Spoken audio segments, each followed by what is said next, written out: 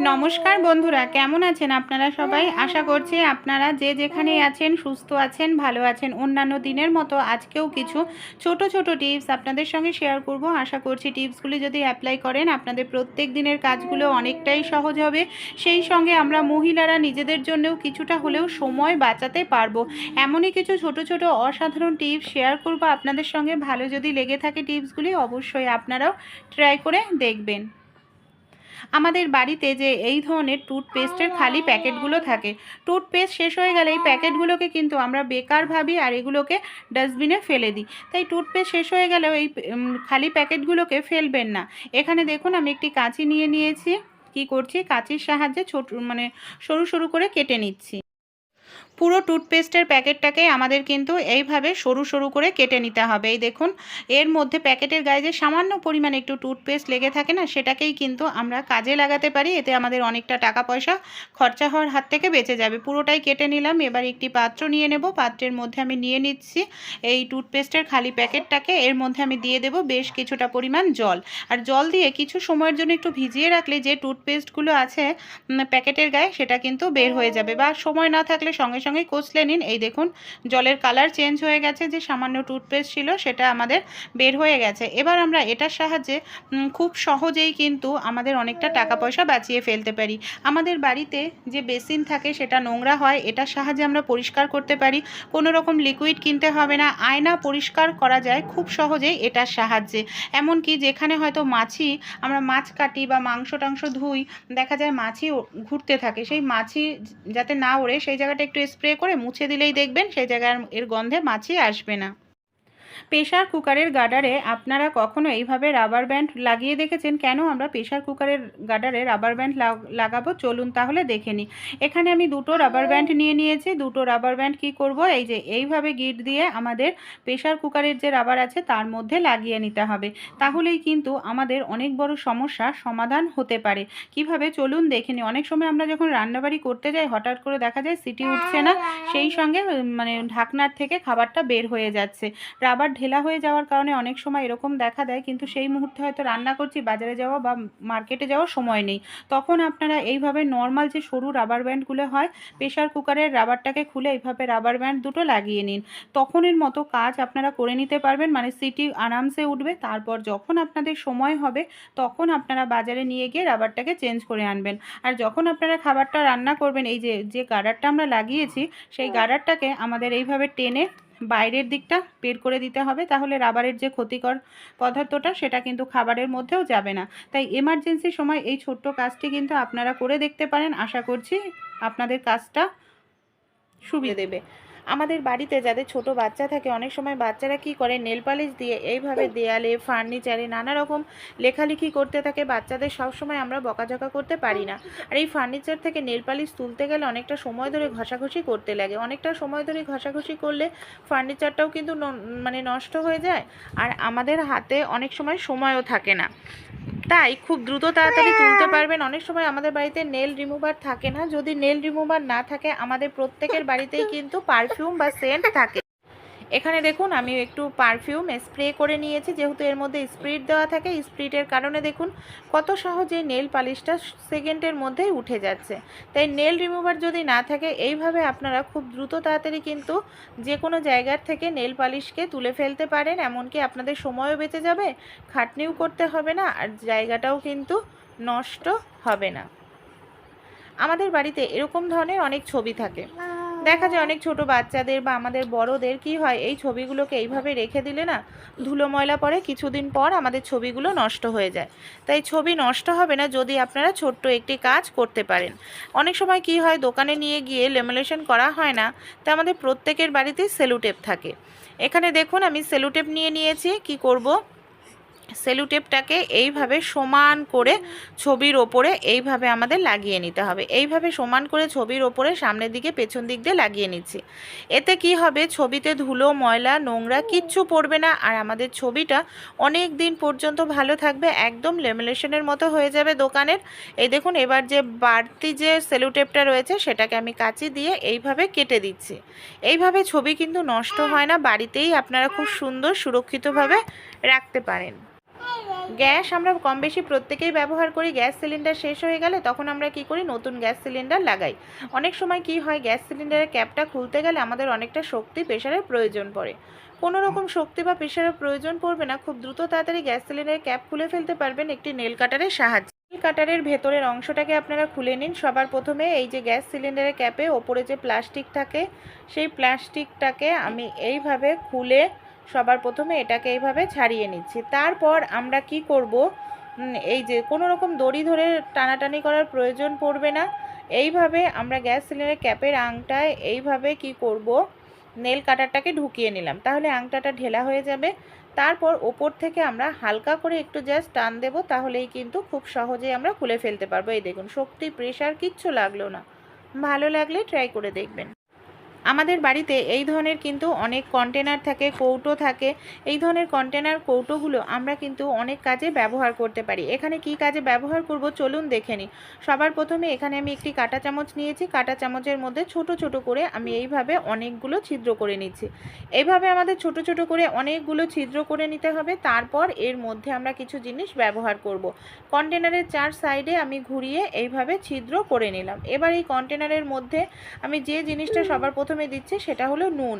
নুন আমাদের প্রত্যেকের বাড়িতেই থাকে, রান্নাঘরে থাকে।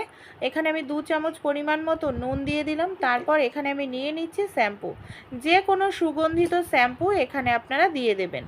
তারপর এখানে আমরা কি করব, নুন আর এই শ্যাম্পুটাকে খুব ভালো করে এইভাবে আমরা মিশিয়ে নিচ্ছি। এখানে আপনারা খাবার সোডাও দিয়ে দিতে পারেন 1 চামচ পরিমাণ মতো। তারপর ঢাকনাটা বন্ধ করে এটাকে আমরা বাথরুমে রেখে দেব। তাহলে দেখবেন বাথরুমের নোংরা, জীবাণু, ব্যাকটেরিয়া খুব সহজেই দূর হবে। শ্যাম্পুর কারণে বাথরুমের সুগন্ধ বজায় থাকবে। অনেক সময় দেখা যায় আমরা অনেকটা পরিমাণ চাল কিনে এনে রেখে দিই, আর চাল অনেকটা পরিমাণ কিনে এনে রেখে দিলে দেখা যায় চালের মধ্যে পোকা ধরে যায়। দেখতে পাচ্ছেন, এই দেখুন পোকা হাঁটছে। এইভাবে চালের মধ্যে যদি পোকা ধরে যায় না, সেই চালটা কিন্তু আর খাওয়া যায় না, একেবারে নষ্ট হয়ে যায়। আর চালটা ধুতে গেলে দেখা যায় জলের সঙ্গে বেশ কিছুটা চাল বেরিয়ে আসে। তাই চালের মধ্যে যদি পোকা ধরে আপনারা কি করবেন, চালের মধ্যে বেশ কিছুটা পরিমাণ নিম পাতা এইভাবে দিয়ে রেখে দেবেন। নিম পাতা দিয়ে আপনারা চালটাকে 1-2 ঘন্টা এইভাবে রেখে দিন। আর যখন রাখবেন কিছুটা অংশ একটু খোলা রাখবেন, যাতে পোকাগুলো বেরিয়ে যেতে পারে। 1-1.5 ঘন্টা পর দেখবেন আপনাদের চালের পোকা কিন্তু অনেকটাই বেরিয়ে এসছে। এই দেখতে পাচ্ছেন, এই যে ড্রাম দিয়ে উঠে উঠে দেখুন বের হয়ে যাচ্ছে। কারণ নিম পাতার যে স্ট্রং গন্ধটা, সেই গন্ধের কারণে কিন্তু চালের পোকাগুলো চালের মধ্যে থাকতে পারে না। এই দেখুন ড্রাম বেয়ে বেয়ে সব কিন্তু বের হয়ে যাচ্ছে। তাই আপনাদের চালেও যদি পোকা ধরে, এই ছোট্ট টিপসটি ফলো করে দেখবেন, খুব দ্রুত তাড়াতাড়ি চালের পোকাকে আপনারা চালের থেকে তাড়িয়ে ফেলতে পারবেন। দুধ আমরা কম বেশি প্রত্যেকেই খেয়ে থাকি। আমরা যখন দুধের প্যাকেট নিয়ে আসি কী করি, দুধ কাটার জন্য আমরা কি করি, দুধের প্যাকেটের যে কোনার দিকটা আছে সেটাকেই আমরা কি করি, পুরোটা কেটে দেখা যায় ফেলে দিই। কিন্তু এই ভুলটা কখনোই করবেন না। কারণ এই যে এইভাবে যদি কোনাটা আমরা পুরোটা কেটে নিই, তাহলে কি হয়, অনেক সময় ডাস্টবিনে বা এখানে সেখানে ফেলে দিই। আর ডাস্টবিনে না ফেললে এখানে সেখানে ফেললে, ঘর ঝাড় দেওয়ার সময় বাইরে ফেলি, যেটা আমাদের পরবর্তীকালে মাটিতে মিশে যায়। আর মাটিতে যদি মিশে যায় সেটা পরিবেশ দূষণ হয়। আর এই ছোট টুকরো অনেক সময় ডাস্টবিনে কিন্তু ফেলাও হয় না, যে ডাস্টবিনে ফেলে সেটা আবার রিসাইকেল হবে, তাইও হয় না। তাই আপনারা কি করবেন, যখনই দুধের প্যাকেট, দইয়ের প্যাকেট কাটবেন, কিছুটা কাটার পর প্যাকেটের সঙ্গে সেই প্যাকেটের টুকরোর কিছুটা অংশ লাগিয়ে রাখবেন। এতে দেখবেন পুরোটাই আমরা ডাস্টবিনে ফেলবো, আর পরিবেশ দূষণ আমরা নিজেরাও কিছুটা হলেও কমাতে পারবো। ভালো লাগলে ট্রাই করে দেখবেন। আমরা যখন থালা বাসন পরিষ্কার করি, অনেক সময় দেখা যায় কড়াই খুব সুন্দর করে পরিষ্কার করার পরেও না, কড়াই থেকে এরকম একটি দাগ ছোপ থেকেই যায়, যেটা ভীষণ বাজে লাগে দেখতে বন্ধুরা। তাই এটা খুব সহজেই আমরা পরিষ্কার করে নিতে পারবো। কড়াইয়ের মধ্যে কোনো রকম দাগ ছোপ থাকবে না। সামান্য পরিমাণ একটু টুথপেস্ট আমি এখানে নিয়ে নিলাম।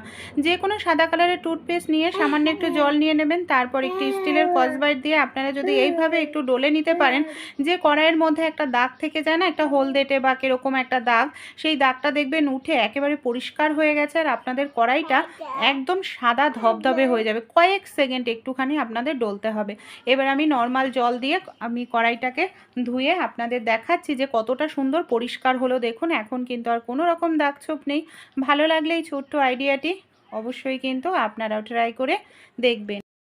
অনেক সময় দেখা যায় আমরা যে তরকারিটা রান্না করি তরকারিতে কোনো কারণে হয়তো আমাদের হলুদের পরিমাণটা বেশি পড়ে যায়। আর হলুদ যদি তরকারিতে বেশি হয় হলুদের একটি বাজে দুর্গন্ধ বের হতে থাকে, সেই তরকারিটা কিন্তু খেতে ভালো লাগে না। তাই হলুদের গন্ধ কিভাবে আমরা দূর করব? আমাদের বাড়িতে যে এই ধরনের খুন্তি বা কোনো হাতা যেটা আমরা ব্যবহার করি সেরকম কিছু নিয়ে নেবেন। তারপর কিভাবে আমরা হলুদের দুর্গন্ধটাকে দূর করব চলুন তাহলে দেখে নিই। এখানে আমি একটি ঝাঁঝরি হাতায় নিয়ে নিচ্ছি। হাতাটাকে সবার প্রথমে ভালো করে ধুয়ে নেব। তারপর আমি পাশের গ্যাসটাকে অন করে নিচ্ছি। এবার কি করব, এই ঝাঁঝরি হাতাটাকে ভালো করে গরম করে নেব। খুব সুন্দর করে আমাদের এটাকে না গরম করে নিতে হবে। এটাই কিন্তু ম্যাজিকের মতো কাজ করবে, হলুদের যে একটা বাজে দুর্গন্ধ বেরায় সেই দুর্গন্ধটাকে দূর করতে সাহায্য করবে। এখানে দেখুন ভালো করে আমি গরম করে নিয়েছি। এবার গ্যাসটাকে বন্ধ করে দেব। যে তরকারিতে আমাদের হলুদের গন্ধ বের হচ্ছে মানে বেশি হয়ে গেছে তার মধ্যে এই গরম খুন্তিটাকে মানে ধরবো, ঝাঁঝরি হাতাটাকে ধরে কিছু সময়ের জন্য ঢাকনাটা এবার আমি বন্ধ করে দিচ্ছি। এই যে হলুদের বাজে দুর্গন্ধ, এই যে আমরা ঝাঁঝরিটাকে গরম করে নিলাম সেটাই কিন্তু হলুদের বাজে দুর্গন্ধটাকে দূর করবে। এবার তরকারিটা খেলে কোনো রকম হলুদের যে গন্ধ সেটা কিন্তু বের হবে না। আমরা যখনই কোথাও ঘুরতে যাই আমাদের প্রয়োজনীয় জিনিসগুলো কিন্তু সঙ্গে করে নিয়ে যেতে লাগে। আর যাদের বাচ্চা আছে দেখা যায় এই ধরনের যে লিকুইড ওষুধগুলো আমরা সঙ্গে করে নিয়ে যাই। সমস্যাটা কি হয়, এই ধরনের লিকুইড ওষুধ বাচ্চাদের কাশির ওষুধ হোক বা জ্বরের ওষুধ, যে কোনো লিকুইড ওষুধ না অনেক সময় আমরা ব্যাগে করে নিয়ে যাই, কোনোভাবে যদি একটু কাত হয়ে যায় দেখা যায় ওষুধটা গড়িয়ে পড়ে যায়। ওষুধটা তো নষ্ট হয়ই, ব্যাগে থাকা জিনিসপত্রও কিন্তু আমাদের নষ্ট হয়ে যায়। আমাদের বাড়িতে যে এই ধরনের গার্ডার থাকে, এই ধরনের রাবার ব্যান্ড প্রত্যেকের বাড়িতেই কিন্তু থাকে। কি করতে হবে, এই দেখুন সবার প্রথমে আমি ওষুধটাকে খুলে নিচ্ছি। তারপর আমি কি করব, এই যে প্যাচের জায়গাটায় আছে না, প্যাচের জায়গাটায় এইভাবে আমি সরু সরু রাবার ব্যান্ডগুলো লাগিয়ে নিচ্ছি। এইভাবে লাগিয়ে নেওয়ার পর এরপর যদি আমরা ঢাকনাটা আটকাই একেবারে কিন্তু টাইট হয়ে আটকে যাবে, কোনোভাবেই ওষুধ লিক করবে না। আর ব্যাগে করে আমরা খুব সহজেই এটাকে নিয়ে যেতে পারবো, ব্যাগে থাকা জিনিসপত্রও নষ্ট হবে না। ভালো লাগলে টিপস ট্রাই করবেন। রান্না করার পর ভাতের ফ্যান বা মাড় আমরা অনেকেই কী করি, ফেলে দিই। এটাকে কোনো কাজে ব্যবহার করি না, তাই ভাতের মান বা ফ্যান আপনারা ফেলবেন না। অনেকটা টাকা আপনাদের বেঁচে যাবে। কি কাজে বাঁচাবো চলুন দেখে নিই। আমাদের বাড়িতে অনেক সময় সুতির জামা কাপড় আমরা মাড় দিয়ে থাকি, সেটা অ্যারারুট বা রিভাইভ বা সাবু দিয়ে, যেটা অনেকটা টাকাই খরচা হয়। এই যে ভাতের ফ্যান বা মাড় দিয়ে আপনারা কিন্তু যদি শাড়িতে বা জামা কাপড়ে মাড় দেন খুব সুন্দর মাড় দেওয়া হয়। এখানে আমি সামান্য পরিমাণে একটু উজালা দিয়ে দিচ্ছি, 1-2 ফোঁটা আমি উজালা দিয়ে দেব। আর খুব ভালো করে আমি হাতের সাহায্যে এই উজালাটাকে এইভাবে মিশিয়ে নিচ্ছি। যেহেতু আমি সাদা জামা কাপড়ে মাড়টা দিচ্ছি তাই উজালাটাকে মিশিয়ে নিয়ে তারপর সাদা জামা কাপড় যে সুতির জামা কাপড়গুলো আছে এর ভেতর যদি আমরা মাড় দিই সাদা ধবধবেও হবে, সেই সঙ্গে আমাদের যে মাড় দেওয়ার জন্য সাবু বা রিভাইভ কেনার টাকা সেটাও কিন্তু বেঁচে যাবে। অবশ্যই আপনারা একবার এইভাবে জামা কাপড়ে মাড় দিয়ে দেখবেন, ভালো লাগবে। পুরনো একটি চিরুনি নিয়ে নিন, একটি মোজার মধ্যে চিরুনিটাকে এইভাবে আপনারা পরিয়ে নিন। তারপর এই চিরুনিটা দিয়েই আপনাদের সমস্যার সমাধান হয়ে যাবে। চিরুনিটাকে সবার প্রথমে আমি জল দিয়ে ভিজিয়ে নিচ্ছি। এবার আমরা কি কাজে কোথায় ব্যবহার করব চলুন তাহলে দেখে নিই। আমাদের বাড়িতে যে সিঁড়িগুলো অনেক সময় দেখা যায় এরকম নোংরা হয়ে যায়, কর্নারের সাইডটা রেগুলার ঘর মুছলে ওই কর্নারের দিকটা কিন্তু নোংরা থেকে যায়, এই দিকটা কিন্তু সহজে পরিষ্কার হয়ও না। তাই এরকম নোংরা জায়গাগুলোকে দেখতেও ভীষণ বাজে লাগে, খুব দ্রুত তাড়াতাড়ি পরিষ্কার হয়ে যাবে। প্রত্যেক দিন পরিষ্কারের দরকার নেই, সপ্তাহে কিংবা মাসে আপনারা একদিন এইভাবে সামান্য পরিমাণে কর্নারের দিকটা একটু হারপিক দিয়ে দিন। তারপর আমাদের বাড়িতে যে পুরনো মোজা বা চিরুনি থাকে যেটা আমি ঢুকিয়ে নিয়েছিলাম, মোজার মধ্যে চিরুনিটাকে জল দিয়ে ভিজিয়ে নিয়েছি, সেটা দিয়ে হালকা একটু ডলা দেব। তাহলে এই যে নোংরাটা আছে না খুব সহজে একদম যে কর্নারের দিকে নোংরা ঘর মোছার সময় পরিষ্কার হয় না সেই জায়গাগুলো খুব সুন্দরভাবে আমরা হাত না লাগিয়ে মুছে নিতে পারবো। আর দেখুন এইভাবে পরিষ্কার করার পর কতটা সুন্দর লাগছে, দেখুন পুরোটাই আমি এইভাবে ডলে পরিষ্কার করে নিচ্ছি। আর কি পরিমাণে নোংরা দেখুন উঠে আসছে। এইভাবে আপনারাও একবার করে দেখবেন, আশা করছি আপনাদের যে সিঁড়ির যে কর্নারের সাইডটা আছে বা ঘরের কর্নারের সাইডগুলো দেখবেন বিটের সাইডগুলো একদম পরিষ্কার হয়ে যাবে। ভালো লাগলে টিপসটি অবশ্যই ট্রাই করে দেখবেন। প্রথমে কতটা নোংরা ছিল, এখন দেখুন কতটা সুন্দর পরিষ্কার হয়ে গেছে। বাঁধাকপি এখন আপনারা ছুরি বটি ছাড়াই কিন্তু কেটে নিতে পারেন। অনেক সময় কি হয়, ছুরি বটি দিয়ে ঝিরিঝিরি করে বাঁধাকপি কাটতে অনেকটা সময় লাগে। ছুরি বটির থেকেও খুব দ্রুত তাড়াতাড়ি আপনারা বাঁধাকপি কাটতে পারবেন, হাত কাটবে না, এমনকি আপনাদের সময়টাও কিন্তু বেঁচে যাবে। সবার প্রথমে বাঁধাকপিটাকে আমি এইভাবে পিস করে নিলাম, 4 টুকরো করে নিলাম। আমাদের বাড়িতে যে খুন্তি থাকে, খুন্তির সামনের দিকটা দেখবেন ধার থাকে, আর বাঁধাকপি নরম সবজি হওয়ার কারণে খুন্তি দিয়ে এইভাবে আমরা যদি কাটতে থাকি, খুব দ্রুত তাড়াতাড়ি বাঁধাকপিটাকে কেটে নিতে পারবো। এমনকি যত ঝিরিঝিরি করে সম্ভব আপনারা বাঁধাকপি কাটতে চান, তত ঝিরিঝিরি করেই কেটে নিতে পারবেন। এইভাবে কিন্তু খুব দ্রুত তাড়াতাড়ি কেটে নেওয়া যায়, ছুরি বটির প্রয়োজন পড়ে না, হাতও কাটবে না, আর আপনাদের কাজটাও খুব সহজ হবে। ভালো লাগলে ট্রাই করে। বন্ধুরা, গরম পড়তে না পড়তেই আমাদের প্রত্যেকের বাড়িতেই যে সমস্যাটা দেখা দেয় সেটা হলো মশা। আর এই মশার কামড়ের হাত থেকে বাঁচতে আমরা কি করি, দরজা জানলা সব সময় বন্ধ করে রাখি। এতে আমাদের গরমে আরও বেশি অসুস্থ হয়ে পড়ি। আর দেখা যায় দরজা জানলা খুলে রাখলেও আমরা মশা তাড়ানোর জন্য মশা মারা তেল কয়েল ধরিয়ে থাকি, যেটা আমাদের স্বাস্থ্যের জন্য ভীষণ ক্ষতিকর। ক্যান্সারের মতো রোগ ব্যাধিও কিন্তু বাসা বাঁধে। আর মশার কামড় যদি কামড়ায়, তাহলে দেখা যায় আমাদের বাড়িতে যে ছোট ছোট বাচ্চা আছে বা বয়স্করা কেউ আছে, তাদের বা আমাদের নিজেদেরও অনেক সময় ডেঙ্গুর মতো রোগ ব্যাধি কিন্তু খুব সহজেই আমাদের শরীরে বাসা বেঁধে ফেলে। তাই কিভাবে আমরা খুব সহজে ঘরোয়া উপায়ে, ঘরোয়া রেমেডি অ্যাপ্লাই করে বাড়ি থেকে মশাকে তাড়িয়ে ফেলতে পারবো। কোনো কিচ্ছু না, আপনারা শুধু নিম পাতার সঙ্গে এখানে বন্ধুরা আমি নিয়ে নিয়েছি নিম পাতা। নিম পাতা খাওয়া যেরকম আমাদের স্বাস্থ্যের জন্য কিন্তু ভীষণ ভালো, সেরকমই নিম পাতার সঙ্গে আমরা যদি একটি দুটি জিনিস মিশিয়ে আমাদের বাড়িতে অ্যাপ্লাই করি, খুব সহজেই কিন্তু মশা থেকে আমরা নিজেদেরকে বাঁচাতে পারবো। কোনো রকম কেমিক্যালযুক্ত জিনিস ব্যবহার করতে হবে না বাড়ি থেকে মশা তাড়ানোর জন্য। নিম পাতাগুলোকে খুব ভালো করে দেখুন আমি ধুয়ে নিয়েছি। এবার কি করছি, নিম পাতার যে ডান্ডিটা আছে, এই ডান্ডির থেকে প্রত্যেকটা পাতা এইভাবে আলাদা করে নিচ্ছি। আর এই গরম যখন শুরু হয়, এই সময় কিন্তু নিম পাতা খাওয়াও স্বাস্থ্যের জন্য ভীষণ ভালো। নিম পাতার সঙ্গে একটা দুটো জিনিস আমরা যদি মিশিয়ে নিতে পারি না, তাহলে কোনো রকম কেমিক্যাল ছাড়াই বাড়ি থেকে আমাদের যে মশার উৎপাত হয় এই গরম পড়তে পড়তেই, সেই মশার উৎপাত থেকে খুব সহজেই আমরা কিন্তু রেহাই পাবো। আর প্রত্যেকের বাড়ির আশেপাশেই কিন্তু খোঁজ করলে নিম গাছ পেয়েই যাবেন। সেখান থেকে আপনারা এরকম দেখে নিম পাতা নিয়ে আসুন, তারপর সেটাকে ভালো করে জল দিয়ে ধুয়ে নিন। এখানে আমি নিম পাতাগুলোকে আগে জল দিয়ে ভালো করে কিন্তু ধুয়ে নিয়েছি। কীভাবে এটাকে আমরা ব্যবহার করব, এখানে আমি একটি পাত্র নিয়ে নিয়েছি। এই যে নিম পাতাগুলো আমি আগে থাকতেই কিন্তু ভালো করে দেখুন ধুয়ে পরিষ্কার করে নিয়েছি, কারণ এতে ধুলো ময়লা থাকতে পারে, পোকামাকড়ও থাকতে পারে, তাই অবশ্যই আগে থেকে খুব ভালো করে আমাদের এখানে ধুয়ে নিতে হবে। এবার এই পাত্রের মধ্যে আমি দিয়ে দিচ্ছি 1 গ্লাস পরিমাণ মতো জল। দেখুন এই জলটা আমি দিয়ে দিলাম। এর মধ্যে এবার আরও কিছু জিনিস কিন্তু আমরা ব্যবহার করব, যে জিনিসগুলো প্রত্যেকটাই কিন্তু প্রাকৃতিক আর কোনো রকম আমাদের স্বাস্থ্যের ক্ষতি করবে না। এখানে দেখুন আমি নিয়ে নিয়েছি কর্পূর। এটা কর্পূরটা এখন ব্যবহার করব না, কর্পূরটা পরে ব্যবহার করব। এখানে এই যে পেঁয়াজের খোসা, রসুনের খোসা, এই দুটোও কিন্তু ভীষণ উপকারী মশা তাড়াতে। হ্যাঁ, এদের গন্ধটা ভীষণ স্ট্রং হয়, এমনকি এই গন্ধেতে দেখবেন মশারা খুব দ্রুত তাড়াতাড়ি কিন্তু পালিয়ে যেতে বাধ্য হয়। সব উপকরণ খুব ভালো করে আমাদের জলের সঙ্গে এইভাবে মিশিয়ে নিতে হবে। তারপর এটাকে আমরা কিভাবে ব্যবহার করব চলুন দেখে। গ্যাসটা আমি অন করে নিয়েছি। এই যে পাত্রটাকে এবার আমরা বসিয়ে দেব গ্যাসের ওপর। আর গ্যাসের ওপর বসিয়ে দিয়ে এটাকে কিন্তু আমাদের 3 থেকে 4 মিনিট খুব ভালো করে এটাকে ফুটিয়ে নিতে হবে। আমরা যে নিম পাতা ব্যবহার করছি, নিম পাতা, এই যে পেঁয়াজের খোসা, রসুনের খোসা, এর যে গন্ধটা সেটা জলের সঙ্গে খুব ভালোভাবে মিশবে, আর এর উপকারিতা গুণটাও জলে চলে আসবে। যখন ভালোভাবে ফুটতে শুরু করবে, কালার কিন্তু এর চেঞ্জ হয়ে যাবে। আমরা এখানে যতটা জল দিয়েছি, জলটাকে যখন খুব ভালো করে 2 থেকে 3 মিনিট ফুটিয়ে নেব, জলটার কিন্তু পরিমাণটা অনেকটাই কমে যাবে। আর দেখুন ধীরে ধীরে জলটার কালারও কিন্তু চেঞ্জ হয়ে যাচ্ছে। এখানে দেখুন আমি নিয়ে নিয়েছি লবঙ্গ।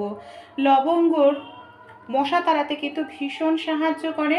প্রত্যেকের বাড়িতেই লবঙ্গটা সবসময়ই থাকে, আর লবঙ্গর গন্ধটাও ভীষণ স্ট্রং। 3-4টে লবঙ্গ আমি এর মধ্যে দিয়ে দিলাম।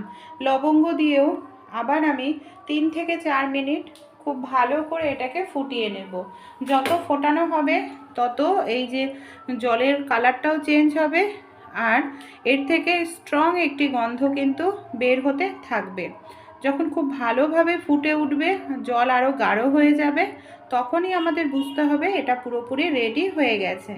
তারপর কি করব, এটাকে আমরা গ্যাস বন্ধ করে ঠান্ডা করে নেব। এটা আমি রেখে দিয়েছিলাম কিছু সময়ের জন্য। এটা পুরোপুরি ঠান্ডা হয়ে গেছে। এবার আমরা এটাকে কিভাবে অ্যাপ্লাই করব চলুন দেখে নিই। আমি একটি পাত্র নিয়ে নিয়েছি, পুরনো একটি পাত্র, যে পাত্র কোনো কাজে ব্যবহার করি না সেরকমই একটি পাত্রের মধ্যে আমি এখানে নিয়ে নিয়েছি ছাঁকনি। ছাঁকনির সাহায্যে খুব ভালো করে ছেঁকে নিলাম। এবার এর মধ্যে আরও একটি জিনিস আমাদের ব্যবহার করতে হবে, সেটা হলো কর্পূর।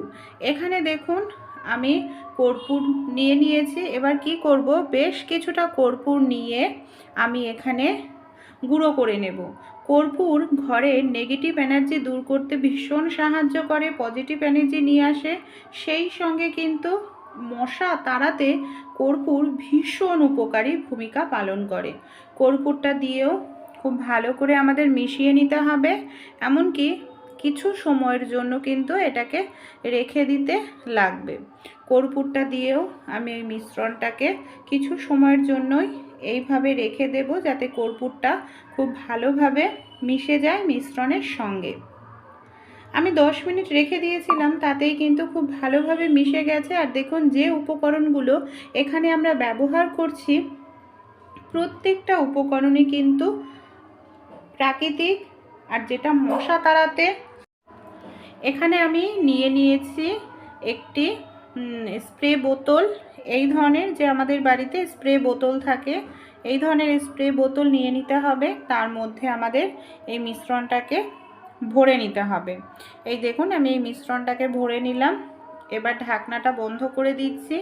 এটা কিন্তু সহজে নষ্ট হবে না, কারণ আমরা যে জিনিসগুলো ব্যবহার করেছি প্রত্যেকটা জিনিসই কিন্তু ভীষণ উপকারী। আর এটা কিন্তু আমরা অনেক দিন ব্যবহার করতে পারবো। মিনিমাম 15-20 দিন কিন্তু সহজেই এটা আমরা ব্যবহার করতে পারবো। আমাদের বাড়িতে যেখানে কোনাকাঞ্চি আছে, মশারা লুকিয়ে থাকার সম্ভাবনা থাকে, সেই সব জায়গাতে আমাদের এই মিশ্রণটা ভালো করে স্প্রে করে দিতে হবে। এটা খুব ভালো করে স্প্রে করে দিলেই দেখবেন এর গন্ধটা ভীষণ স্ট্রং।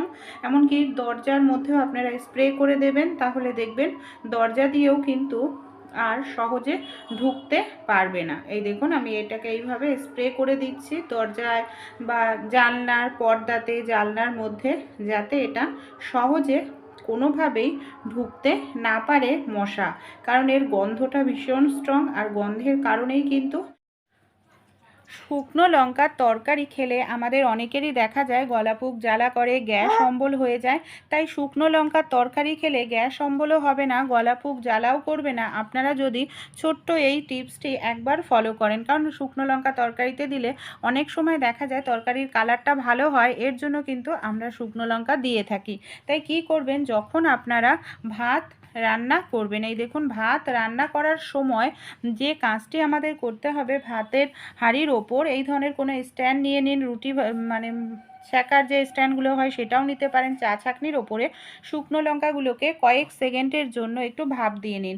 কয়েক সেকেন্ড একটু ভাপ দিলে কি হবে, লঙ্কার যে অতিরিক্ত ঝাল ভাব সেটা চলে যাবে। এমনকি সেই সঙ্গে আরও একটি যে সুবিধা হবে, দেখবেন আপনাদের যে শুকনো লঙ্কার তরকারি খেলে গলাপুক জ্বালা করে, সেই সমস্যাটাও হবে না। এই শুকনো লঙ্কার তরকারিতে দিলে লঙ্কার কালারটাও কিন্তু খুব সুন্দর হবে। তাই এইভাবে একটু হালকা করে ভাপ দিয়ে আপনারা নিয়ে দেখবেন, এতে গ্যাস অম্বলের সমস্যা যাদের হয় সেটাও হবে না আর। রুটি আমরা কম বেশি প্রত্যেকেই খেয়ে থাকি, কিন্তু অনেক সময় কি হয়, রুটি যখন আমরা করি, রুটি তৈরি করার লেচি, অনেক রুটি দেখা যায় আমরা বড় লেচি কেটে ফেলি অনেকটা ছোট। এর ফলে আমাদের একটি সমস্যা দেখা যায়, কোনো রুটি বড় হয়, কোনো রুটি ছোট। তা আমাদের বাড়িতে যেই ধরনের সুতো থাকে যে কোনো সুতোই আপনারা নিয়ে নিন। এইভাবে সুতোটা দিয়ে আপনারা যদি মেজারমেন্ট করে নেন তাহলে দেখবেন একই মাপের রুটি হবে। এমনকি এইভাবে রুটিটা করলে আপনাদের হাতে নিয়ে আর এক্সট্রা সময় নষ্ট করে রুটিটাকে গোল করার প্রয়োজন পড়বে না। এই দেখুন কত সুন্দরভাবে এখানে আমার রুটিটা মানে রুটি তৈরি করার লেচিটা কাটা হয়ে যাচ্ছে। একই মাপের করে এইভাবে আমি কেটে নিচ্ছি। সেই সঙ্গে আমাদের যে সুবিধাটা হচ্ছে, এখানে আমাদের দেখুন রুটিগুলো কিন্তু একই মাপের হচ্ছে, কোনোটা ছোট বা কোনোটা বড় কিন্তু হচ্ছে না। এই ছোট্ট টিপসটি কিন্তু আপনারাও অ্যাপ্লাই করে দেখতে পারেন। এতে আপনাদের হাতে নিয়ে গোল করারও প্রয়োজন পড়বে না, আর প্রত্যেকটা রুটি কিন্তু আপনাদের একই মাপের হবে, ছোটও না বড়ও না। আপনারা কখনো মিক্সার জারের মধ্যে এইভাবে জামা কাপড়ের ক্লিপ লাগিয়ে দেখেছেন? হাজার হাজার টাকা বেঁচে যাবে। মশলা করার পর আমরা প্রত্যেকেই যেটা করে থাকি, আমরা মিক্সার জারটাকে খুব ভালো করে ধুয়ে নিই। মিক্সার জারটাকে ভালো করে ধোয়ার পর আমরা কি করি, মিক্সার জারটাকে এইভাবে উপুর করে রেখে দিই। আর এইভাবে উপুর করে রাখলে দেখবেন মিক্সার জারের মধ্যে জল থাকে, আর উপুর করে রাখলে হাওয়া বাতাস ভেতরে ঢুকতে পারে না, যার কারণে অনেকটা সময় লেগে যায় মিক্সার জারটা শুকাতে। আর মিক্সার জারের ব্লেডে জল লেগে থাকার কারণে অনেকটা সময় ব্লেডের ধারও চলে যায়, জং ধরে যায়। এতে মিক্সার জার কিছুদিন পরে ব্লেডটা চেঞ্জ করতে লাগে।